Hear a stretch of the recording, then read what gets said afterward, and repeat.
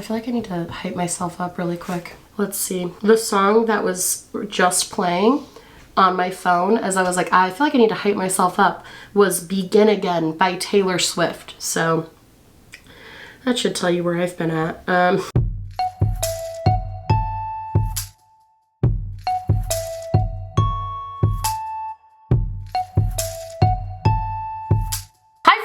Hello, hi, how are you? I hope you guys are having an amazing day today. Hello and welcome to another video. So you've seen the title of this video and you're probably like, Hannah, shut up, stop it. But this is actually a topic that I've been thinking about for quite a while. If you've been following for a little bit, most of you know I did a video talking about the Elizabeth Holmes Theranos scandal, because it's just something that really intrigues me. It's always been a case that has really interested me. And so I made a video about it a few months ago, but one of the things about me is like there are a lot of people who are really into true crime, and I dabble in true crime, but frankly it gives me a lot of anxiety if I consume too much true crime content. So what I like to dabble in now and what I like to watch are scam artists or con artists documentaries or movies. That's something that I've been thinking about a lot, as there has been sort of a really big influx in this type of content being made. Something that I've been thinking about a lot is at what point are we sort of crossing over a line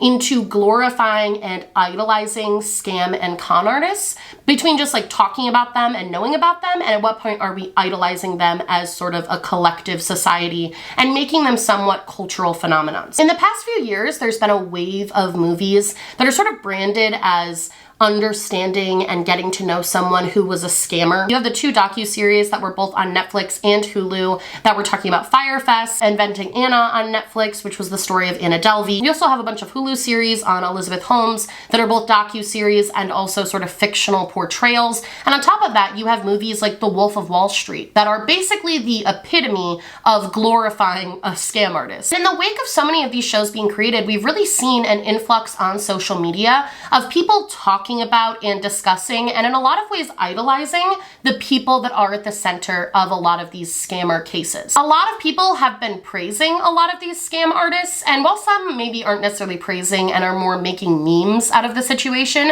either way, a lot of these more modern day con artists, first of all, do not take a shot every time I say scam or con artist in this video. I'm getting that out of the way right now. But a lot of these people are gaining a really substantial amount of fame and notoriety off of these cases. So today I wanted to sit down and talk about the glorification of the scam artist, kind of some different examples and different cases, why I think it's happening, and sort of the bigger picture. So if you're interested in that, keep watching. So before we jump into the video, today's video does have a sponsor, so let's roll to that. Hi friends, Editing Me here, and today's video is sponsored by Blissy. Blissy is a silk pillowcase maker that offers you a better skin, better hair, and better sleep. I had always wanted to try silk pillowcases. I was just always really curious by like the quality, if they were good or not. But when I tried these a couple of months ago, I've become absolutely obsessed. Number one, they are more soft than any other pillowcases I have ever tried. This is the white one right now on my bed. I have the black and the pink one. They have this amazingly awesome tie-dye color that I just think is so pretty. And not only are these hypoallergenic, which is really nice because you can get a lot of germs collecting on your skin at night through your pillowcases, they also reduce hair breakage by up to 43%, regulate temperature, which is by far my favorite part about these, because I'm the type of person that always wants my bedroom to be an icebox, and I like to sleep in the cold with like a big warm blanket. So having my pillowcase always be cool has been phenomenal. And because these are silk, they help your skin retain more moisture, which is super nice for skincare stuff. I've actually noticed a noticeable improvement in, number one, my skin being softer in the morning, and also my hair just being less frizzy and broken when using these. I also wanted to give a shout out to their sleep masks. This is their black one. Right now I'm using their pink one. They have these in a bunch of different colors. These are so soft and luxurious. And I've talked about before, I had a sleep mask that I was using for forever, but it was super cotton based and it would get really hot. I think it was affecting my acne because I would kind of break out here just from sweating throughout the night. These are so nice, so good for your skin, and they actually are a little bit bigger than your average sleep mask, so they actually cover your eyes, which is really, really nice, because my biggest pet peeve with some of these sleep masks that they fall right off. These have like this little elastic scrunched up cord. It stays on super well. They're big and cover all of your eyes. Absolutely have been loving these, and also I just feel so luxurious and like dainty when I use them.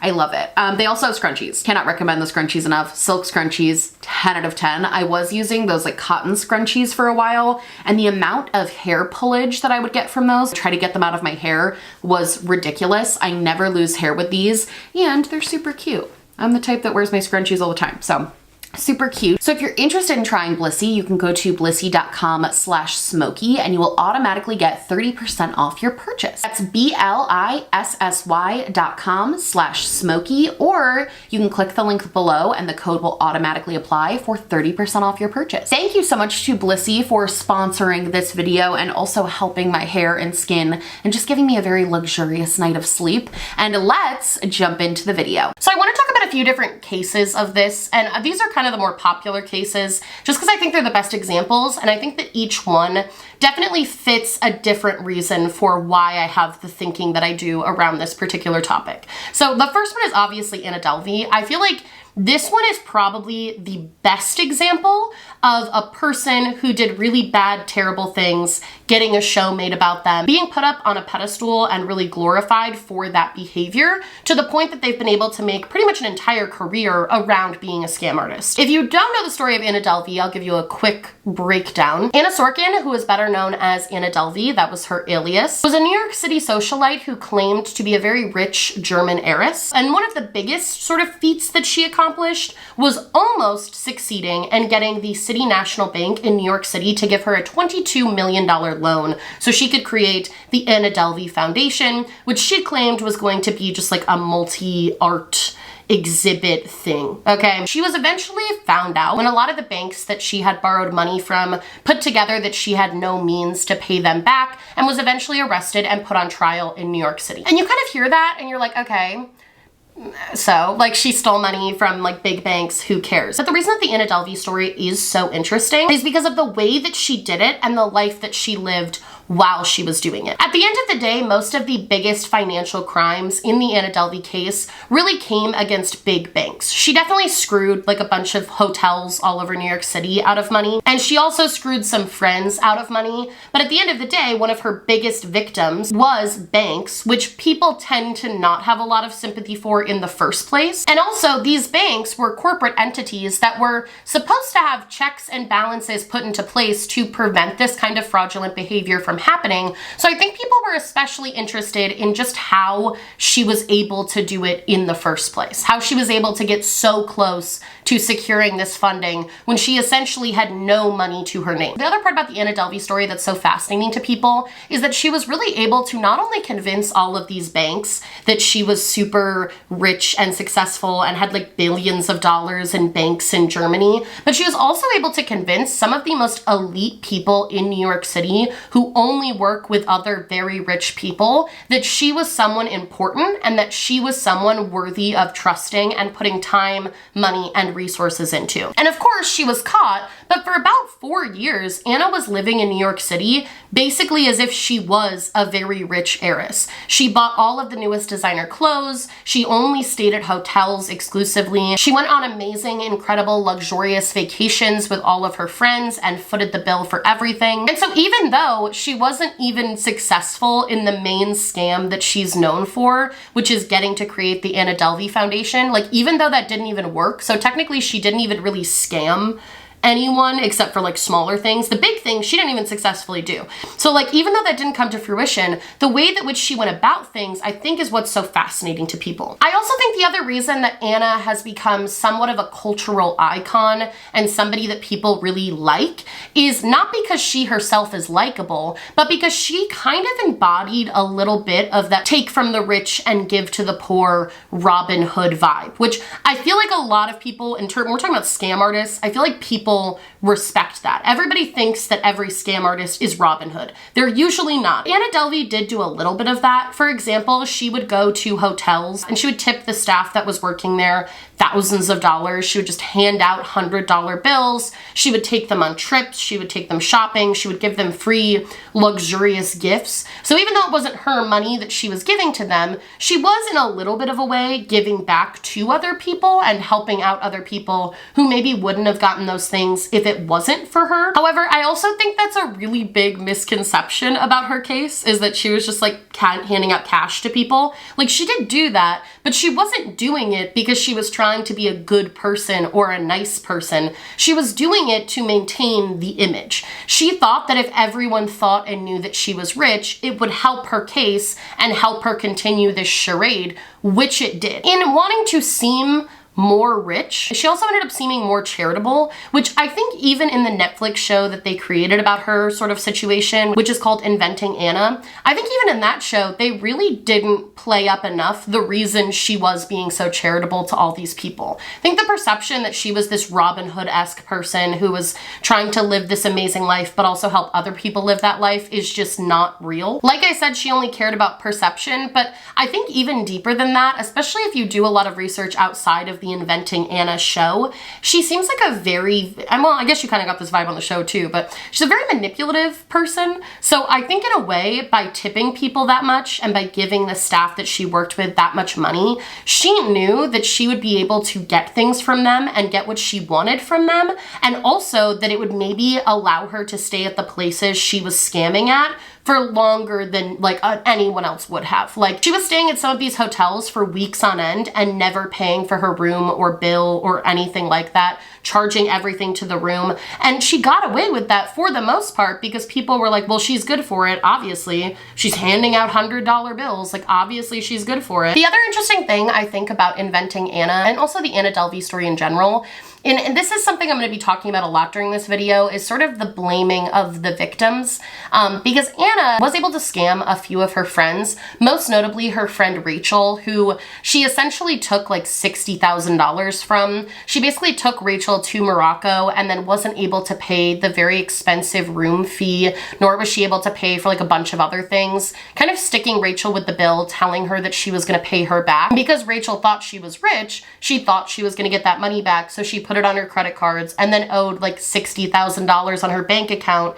that she literally just could not pay for. The interesting thing about that is Rachel actually ended up being sort of seen as a villain in Inventing Anna, and also in a lot of coverage I've seen of her. Rachel is seen as a very vapid, materialistic person who is just using Anna anyway, so that when she gets used, it's almost like, well, you got a taste of your own medicine because you were using this girl and now she's using you. She's seen as like the bad guy for profiting off of the situation, because she ended up writing an editorial about the entire Anna Delvey situation for her job and getting on like the front cover. So she was seen as sort of someone who was capitalizing on a bad situation and like a fake friend, because she was mad that her friend never paid her back the $60,000 that she was owed. And honestly, a lot of the reactions I saw, especially on social media, about Inventing Anna really were negativity towards Rachel and her story, and really not so much negativity towards the person who was committing all of these crimes and scams,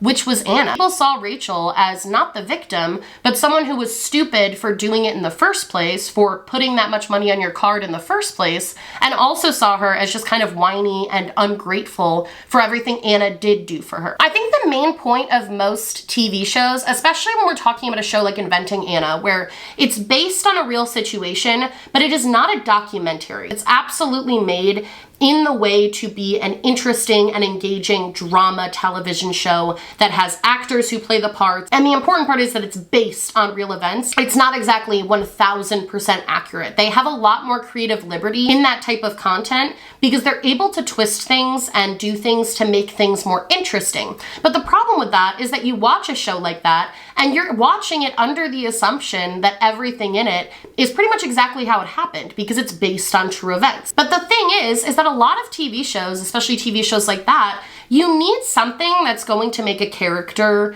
relatable. You need something that's going to make a character likable. You can't really have an entire show based around somebody who is terrible. You can, but it's difficult to pull off, especially when you're talking about someone that is based on a true person. So in the case of Inventing Anna, they definitely didn't do her a lot of favors in terms of making her as a person seem likable, but what they did successfully do is make a lot of other people around her look worse or just as bad as she was. I think that by doing this, they were able to create this narrative surrounding her that even though she did all of these bad things and she scammed all of these people and she was stealing money from people, even though she did that, the people that she was doing it to, for the most part, were pretty justified in having it done to them. They were not necessarily victims of her. They were simply people who also were doing bad things too, or maybe deserved it because like they were rich and they were assholes as well. There has to be at least some sort of redeeming quality, basically. And because Anna Delvey herself doesn't really seem to have a ton of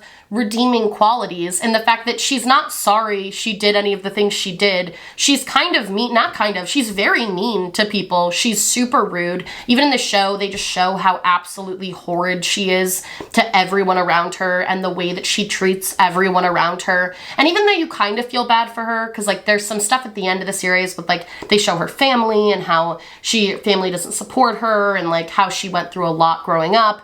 There's still not really a lot of redeeming qualities there, but the show needs that. They need you to feel for her. They need you to feel like there's a reason she did all of the things she did, because it's not a good, cohesive show if you don't have those sort of plot points. So because of this portrayal of her, and because it's portrayed and perceived that she did bad things, but she did it to bad people, the sort of Robin Hood effect, even though that may not necessarily be true, the real Anna Delvey is still currently in an ICE detention center awaiting a trial about deportation, but despite being in there, she's been having a thriving career. She opened an art exhibit recently that was kind of a one night only. She's gonna be doing a bunch of them that featured a lot of sketches that she drew while she was in court and about her court case, and made a bunch of money from that. A lot of people attended it because of the hype that Inventing Anna gave her. She was on Alex Cooper's Call Her Daddy podcast and got to tell like her whole side of the story and everything that she believes, which made her even more likable to a lot of people. But more importantly than all of that,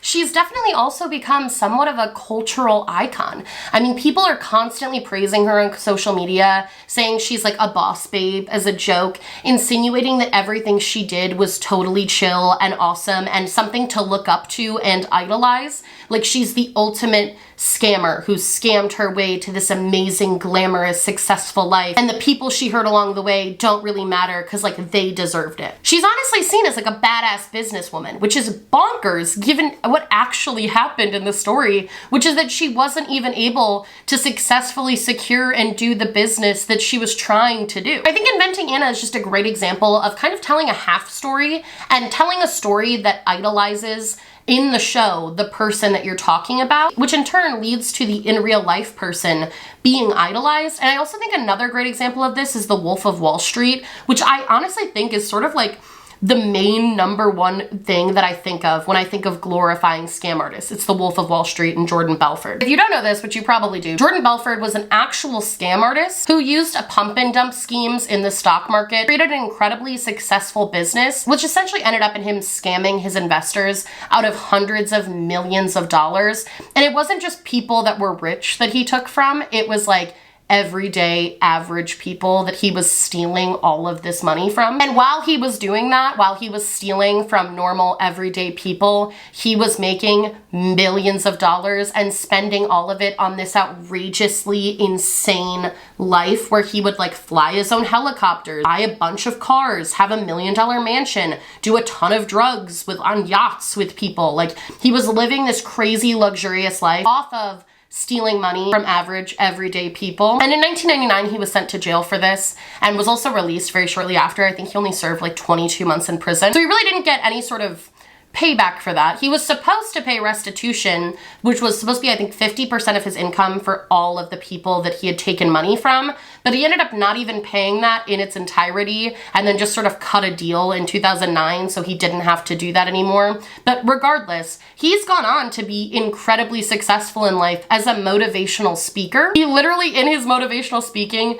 teaches people how to be salespeople, which is bonkers. But anyway, when The Wolf of Wall Street was made, which starred Leonardo DiCaprio, again, it was based on his life and the scams that he did, and it absolutely did nothing but glorify who he was as a person and glorify the actions that he took. He's seen as a cultural icon. He's mentioned in rap songs for being this like badass guy who stole from everyday people to buy a yacht. The movie portrays him as a badass because he does quaaludes and cheats on his wife and dances on yachts. And it also shows him just being super rude to everybody around him. He's constantly screaming and demeaning women. He's constantly using women as sex objects in his professional office in a professional setting. He's seen flipping off and yelling at an FBI agent. And people see this as like the dopest thing on the planet. Like it's literally called the Wolf of Wall Street. It's not called like the scam artist of Wall Street. It's painted as a person who was an awesome person who did awesome things. Kind of reminds me of that Mean Girls quote where it's like, do you guys do cool shooters? And it's like what it reminds me of is like he just did a lot of drugs and stole from people, and now he is seen as this cultural icon that people look up to. They even go so far as to showcase him as this like master salesman, which only further helps his public speaking gigs in real life. They show him to be this person who was able to do what nobody else could do by convincing people to invest in a scam. And it's like, yes, that's what a scam artist is. He's not a master salesman, he's a master scam artist. Like, that's what that is. And that's where I think a lot of these fictional, non-fictional pieces that are created, like Wolf of Wall Street, Inventing Anna, I think that's where they really miss the mark, is that there's no real focus on the victims of them, and if there are, it's never seen as like the real victims. Because at the end of the day, the crimes of Anna Delvey and Jordan Belfort had real victims. They had people who lost money because of them. There were people who lost their jobs because of their actions. There were people who had to face real consequences and go through real hardships as a direct result of their actions. But none of that is ever really talked about or seen when we're talking about depictions of them. By idolizing them and putting them on this pedestal, we're essentially downplaying the genuine pain that they caused people and saying we don't really care about that because at least when you were stealing money, you were doing cool shit with it. That's literally the mindset. The most interesting part about that is a few other examples I have where people love the scam, but they hate the scam artist. So it's like the opposite problem. And honestly, the biggest difference I see in these two types of sort of glorifications is that you either love the scam artist and idolize them, or you respect the actual scam itself and you think that part's cool, but you don't really like the person behind it. And the biggest difference in that is simply how people use the money that they're stealing. Like in the case of Wolf of Wall Street, Inventing Anna, they used the money to go on this crazy, luxurious life. They lived this insanely, what everybody thinks is like a cool lifestyle. But you have a person like Elizabeth Holmes and Theranos, who again, I've made a whole video about, I'm not gonna like rehash all of that, but you have a person like her, when you see her show, which was again, just sort of a drama show based on her life called The Dropout, it starred Amanda Seyfried, you see that on Hulu, and that's a very different depiction of a scam. I think The Dropout attempted to do something similar to Wolf of Wall Street and Inventing Anna, where they tried to make the main character also seem likable and have a reason for doing what they were doing, but I think they missed the mark on a few different points. In the case of Elizabeth Holmes, there was no flexing of wealth. She was literally just lying and lying and lying and continued lying and didn't even do anything with the money that she was being given other than reinvest it into the company to try to make it so what she was doing wasn't a lie. Like the entire Elizabeth Holmes story can be kind of summed up in she was literally just trying to cover her ass because she kept lying so much. That's the crux of the issue. She wasn't doing anything cool with the money. She wasn't scamming people so she could go to Nobu. She was scamming people so she could keep pretending to make something that just didn't work in the hopes that it would eventually work. Elizabeth Holmes as a person is also just not as likable as someone like Anna Delvey or Jordan Belfort. Like you have Elizabeth Holmes, she's kind of nerdy. She has some weird quirks. I talked about this in my video, but she like doesn't blink, which is terrifying, and speaks in a really low voice and is like borderline obsessed with Steve Jobs and wanting to be like Steve Jobs. Her personality traits are not as universally seen as badass and are more so seen as her just being kind of weird. I feel like that's the best word to use. So it makes her a lot more of a meme, which still gets her notoriety, reality, but less of this sort of cultural phenomenon. What people do idolize about the Elizabeth Holmes situation and the Theranos situation is the fact that she was able to scam all of these rich billionaire men out of millions of dollars. People love that she was able to trick all of these people when, again, there should have been checks and balances in place for her not to be able to do that. It's a different type of glorification where nobody really loves Elizabeth Holmes, but they love the fact that she fucked over rich people, because a universal experience is that everybody hates rich people. But again, I think that the perception of the Theranos case, especially in the way that The Dropout did it, was that, again, it doesn't show who the real victims in that situation were, because the real victims, you're right, were not the billionaires who lost millions of, I don't care about them. I don't care when rich people lose money. I feel like that's sort of a universal thing. When rich people get scammed, nobody really is gonna cry over that, okay? But the real victims in that situation were the people who were getting false blood tests done and thinking that they had terminal illnesses when they actually didn't. Those were the victims of Elizabeth Holmes, and those were not talked about as much in the mainstream media coverage of the case, but also when they were making this whole series about her. That was not really talked about. The focus was on the billions of dollars that she took from investors and the sort of embarrassment of the Silicon Valley, which kind of does downplay the seriousness of what she did and what the actual company scam did. I think when we're talking about content being put out about scam artists that isn't in a documentary style format, the creative freedom that these TV shows and movies are often given can often lead to audiences being misinformed. And I do think that that's a serious problem, because we don't really get to learn who the real victims are. I felt the same way about the Fyre Fest stuff. The Netflix and Hulu had competing Fyre Fest documentaries. Frankly, I don't think the situation is interesting enough to warrant two different documentaries with two different people talking about all this stuff, but they're both made. And Fyre Fest, if you don't know, basically this guy, Billy McFarland, had the idea, he's been a scam artist forever, all of his companies are scams, but he had this idea to do this crazy music festival in the Bahamas. He got people like Kendall Jenner and all of these crazy influencers to post about it, really utilized social media marketing as a way to get a bunch of rich people to buy very expensive concert tickets. And then when they actually got to the concert, it was not ready, it didn't exist, there wasn't even any music, there was no food, there was no accommodations for anybody. It was basically just a giant shit show. It did not go over well. And I think Billy McFarland is a great example of a person who people don't really like him, but they respect the scam because, again, it really didn't have a lot of victims as far as they can see. Billy McFarland was actually interviewed for one of the docuseries, and he just comes off as really lazy and goofy, and he doesn't really know what he's doing. He's not super likable as a person. I don't think he's even meant to be, I don't even think they tried to make him likable. He was just not a likable person. But what people do think is funny is a bunch of rich influencers going to the Bahamas and then complaining about it and saying they had a terrible time. Nobody feels bad for that happening to those people. But what I think some of the documentary did show, but not enough of it, was the real victims in that situation, which were the people who worked day and night for months trying to get this festival ready, who were locals in the Bahamas who never got paid for their services. It was the restaurant owner who essentially drained her savings trying to pay people back, and also lost tons of money on food and alcohol that she was serving people. It's the same thing with Theranos, there were real victims in that. There were real people who spent a lot of time, working people, who spent a lot of time putting effort into something with the expectation of being paid, and then were just completely fucked out of that money with nowhere to go. Those are the actual victims. You're right, I don't really feel bad for, Kendall Jenner not having a luxury VIP villa. But I do feel bad for the person who worked overnights trying to get this festival off the ground, who never saw a dime for the money that they were working for. And because of the way that the media and also a lot of these series and TV shows and movies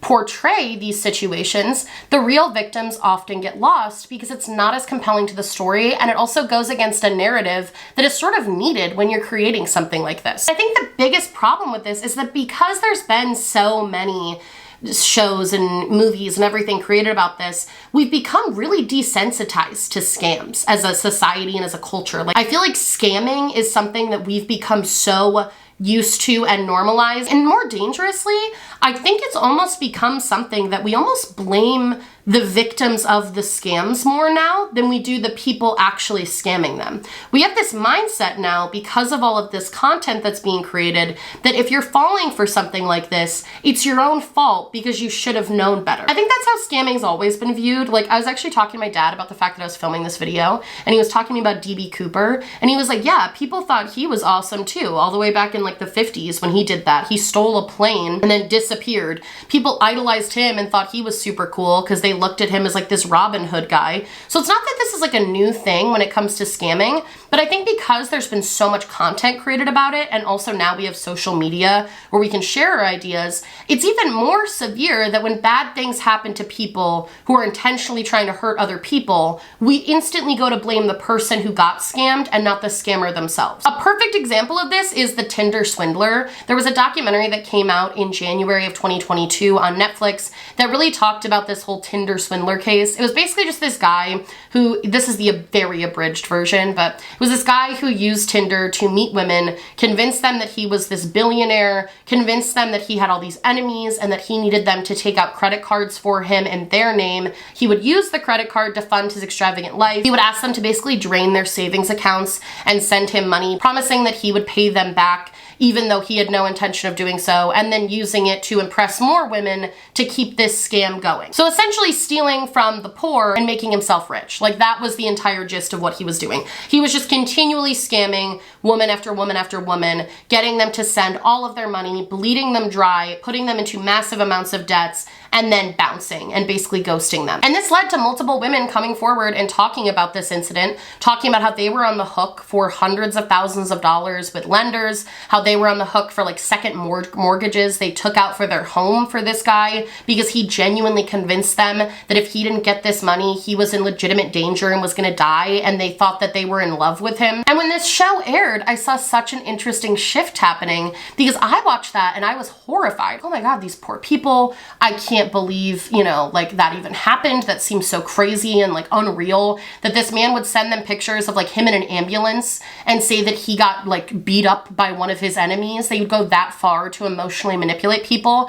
But the resounding response from this show was basically that all of those women who fell for that were stupid, and all of them were dumb for falling for it in the first place. It essentially turned into victim blaming of people just telling all of these women that they were dumb and stupid for falling for it, and that they got what they deserved because a scam artist who is somebody who is literally their job is to fuck you over, fucked them over. He was obviously very skilled at manipulating people if he was able to do this to so many different people, yet people still think that the women who were hurt should have known better and should have never fallen for it in the first place. Even at the end of the show, the women who were affected talked about the hate and harassment that they received online, because before it was made into a show, there was an article dropped about the whole thing, and they talked about the ruthless comments that they got where people basically just told them how stupid and dumb they were and how they had no sympathy for people who were stupid and dumb like they were. While a lot of this has to do with kind of what I talked about earlier, where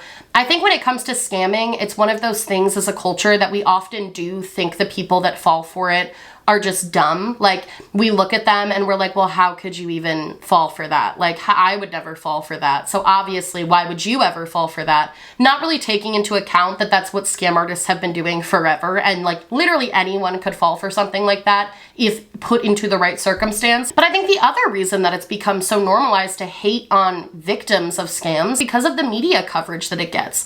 All of the shows that I've talked about in movies paint the scammer as, or at least the scam, as the good guy, and the people being scammed as the bad guy. And that's been the media representation and the media coverage we've gotten, which has really led to this glorifying of people doing horribly unethical things to other people around them. We don't see scammers as villains anymore. We see them as smart and cunning and business people and the Robin Hood effect, where we just assume every scam artist is like stealing from the rich and giving to the poor, even though that's quite literally never what happens. And I think a bigger problem with that too is that it not only is a problem in the perception of a scam artist, but it also is a problem because it encourages more people to do things like that. It makes it more socially acceptable to do morally and ethically corrupt things for the sake of, well, you shouldn't have fallen for it in the first place, so you're the dumb one for that. And even though I think people have always viewed scam artists a little highly regarded,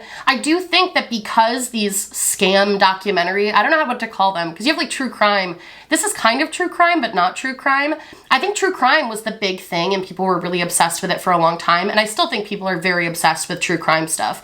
But I also think that this kind of subset of that, which is scam content, is becoming really, really, really popular. And people are super into it. The thing about this is that I don't really think there's anything that can necessarily be done about this problem. I don't even know if I want to call it a problem. It feels like a problem, but like, I don't know if I want to be so bold as to say it's a problem, but there's not really anything that can be done about it. Like the sort of scam industry is incredibly lucrative and profitable in terms of being a scam artist and also making content about scam artists. So that's not going to necessarily change. And the problem is that when those shows come out, they become instant hits. Everybody's talking about them. Everybody's watching them, like myself included. I'm fascinated by this stuff. I love watching shows about this type of stuff. It's interesting to know details, but I think where we have to be careful when we're watching and consuming content about scam artists is trying to remember that we're being painted a narrative and also trying to remember who the true victims are and maybe not being so quick to judge those true victims of a scam. I also think it'd be worthwhile to encourage shows to showcase the true victims of crimes more. The same way that I think a lot of murder mystery and true crime shows have really lost the plot in terms of they glorify the person who committed the crime and very much don't focus on the person who was actually the victim of the crime. I think that is a massive problem when we're talking about true crime content in general, is glorifying literal serial killers. I think that same sort of trend is starting to happen in this sort of scam artist space. And it is something to be mindful of and keep an eye on if you're someone like me who likes to consume that kind of content. These shows are not really meant to hold people accountable. They're meant to tell an interesting and compelling story, and in doing so, a lot of times details and important pieces of information can get left out or twisted to look a different way. I think that idolizing and putting all of these people on a platform is really only going to have a dangerous effect for us as a society, because as we do that, we're going to keep blurring our morals and ethics down the line when future scams and future victims of scams take place. Anyway, that's it for me. I'm really curious to know what you guys think about this topic. I don't know if anyone else is going to find it interesting. I certainly did, looking into all of these and just thinking about sort of the bigger picture, but I'd love to know your thoughts. Do you think that, you know, a lot of these people did have it coming? Do you think this isn't a problem in the consumption of scam content? I'm very interested to know your thoughts. And yeah, I love you guys. Oh, I just cracked all of my knuckles unintentionally and it scared me. I love you guys so much. I hope you liked this video. If you did, please like and subscribe, or just subscribe, or do neither. Honestly, just so happy you're watching me. Thank you so much for being here. My merch, my social media, and my podcast and vlog channel will be linked down below, along with my social justice spotlight, which at the top has a link to register to vote, which you should absolutely do because the midterm elections are rapidly approaching. I love you guys so much, and I will see you in the next one. Bye! What?